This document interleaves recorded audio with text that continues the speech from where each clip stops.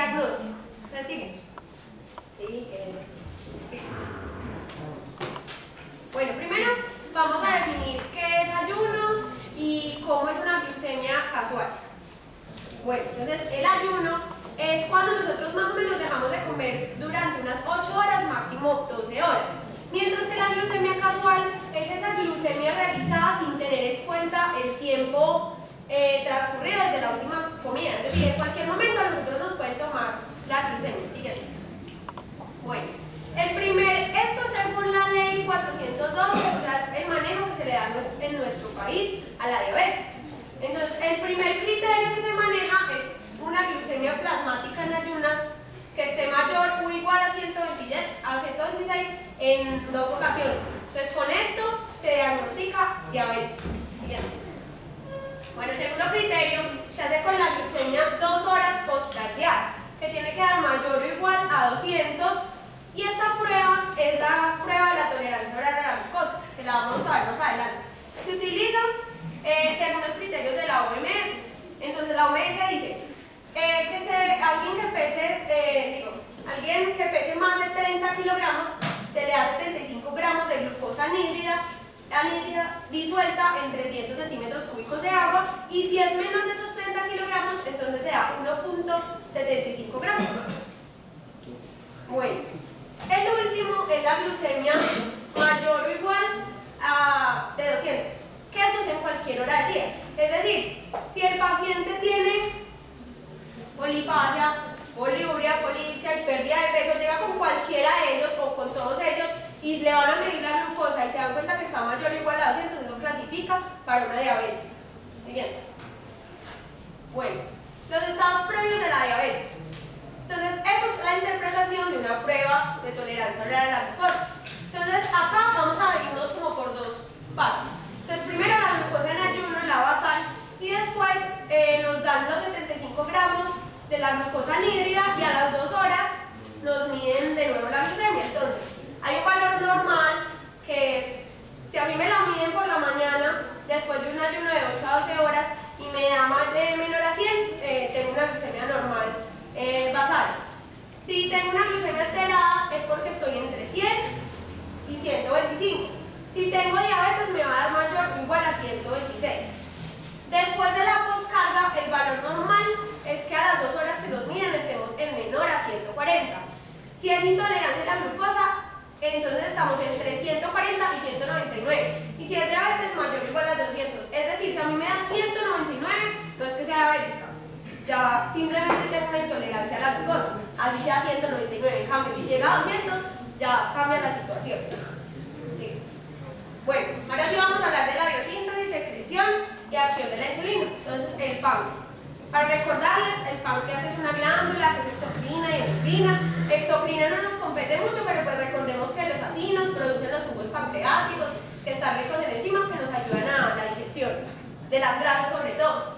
Bueno, en la parte endocrina, En la parte endocrina tenemos a los islotes de Langerhans. Entonces, en el islote de Langerhans encontramos células alfa, células delta y células beta. Células alfa productoras de glucagón en más o menos un 25%. Las bibliografías difieren mucho, pero pues usamos Gaton para esto. Entonces va a quedar así, 25% de glucagón. Las delta que producen somatostatina en más o menos un 10%. Y las células beta, insulina y amilina, están en un 60% más o menos.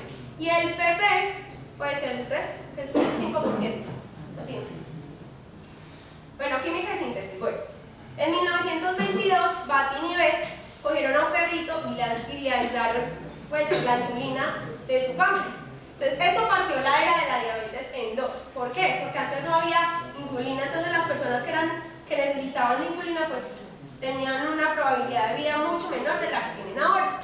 Bueno, entonces ellos dijeron que la insulina tiene 2 cadenas de aminoácidos unidas por unos enlaces de disulfuro, como vamos acá, los enlaces, está la cadena A, cadena B. Sigue. Bueno, en las células beta, los ribosomas en el retículo endoplasmático traducen ese ARN y lo vuelven en preproinsulinas. El desdoblamiento en el retículo endoplasmático continúa y se vuelve la proinsulina. aparato de Golgi y se empaqueta en las vesículas. Estas vesículas entonces contienen insulina con su cadena A y el péptido C. Resalto el péptido C.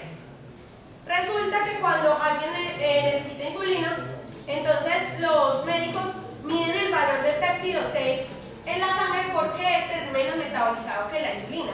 Entonces cuando lo miden tienen la capacidad de diferenciar entre la insulina endógena que el paciente está aún produciendo y la que le están metiendo. Bueno, entonces la insulina es liberada en gránulos a la vena porta, donde pasa al hígado y se metaboliza en un 50%. Es decir, que solo el 50% de la insulina llega a nuestra sangre, a cerebro y a los tejidos periféricos a cumplir su función. Tiene una semivida de 6 minutos y desaparece de 10 a 15 minutos. ¿Sí? Bueno, los mecanismos de la secreción de la insulina. Importantísimo que se lo graben. La glucosa es el principal regulador de la insulina. Es decir, cuando nuestros niveles de glucosa aumentan en sangre, inmediatamente nuestro páncreas empieza a producirla. Cabe resaltar obviamente que hay fases cefálicas, si lo recordamos, que todo lo que tiene que ver con estímulos prealimenticios y esto hace que los estimule también. También influyen obviamente los aminoácidos, las cetonas, los péptidos gastrointestinales como el GLP-1, el GIP, bueno, y unos que les voy a nombrar ahora, y los neurotransmisores, sí. Bueno, esto es una célula beta. ¿Listo? Ya lo veo. Entonces, tienen GLUT2. Bueno, los GLUT2. Entonces la glucosa entra, dale. Se encuentra con el proceso con las hexocinasas. En realidad la glucosinasa, la que allí exinde a la glucosa y la vuelve glucosa 6-fosfato, entonces allí conocemos pues el proceso de glucólisis, que finalmente forma piruvato, dale otra vez. Y en la mitocondria se forma acetilcoenzima A. Esa acetilcoenzima A, recordemos, entra al ciclo de Krebs para producir energía. Entonces cuando nuestro ATP se aumenta, entonces se cierran los canales de potasio sensibles al ATP. Cuando estos se cierran, lo que ocurre es una despolarización y se abren los canales de calcio sensibles a cargas. Entonces, cuando el calcio entra, se produce la exocitosis de los gránulos de insulina. Siguiente. Bueno, las incretinas. Muy importante recordar, el péptido inhibidor gástrico, el primero, producido por las células K en el intestino delgado, pero entonces en duodeno y en yeyuno. Y el GLP-1, que es el péptido 1 similar al glucagón, es producido por las células L que se encuentran en el ilion y en el colon. Entonces, cuando comemos, los principales activadores de ellos son los lípidos y los carbohidratos. Cuando el primer vaciamiento de nuestro estómago llega ya lo tira al duodeno, entonces inmediatamente empiezan estas células a trabajar y a llevar esto pues al cerebro, como se los voy a mostrar ahora, y a diferentes partes. Bueno, es un papel muy importante que juega el péptido inhibidor gástrico, como su nombre lo indica, inhibe la motilidad gástrica sobre todo, y nos centramos en el GLP-1 porque es muy importante para la diabetes.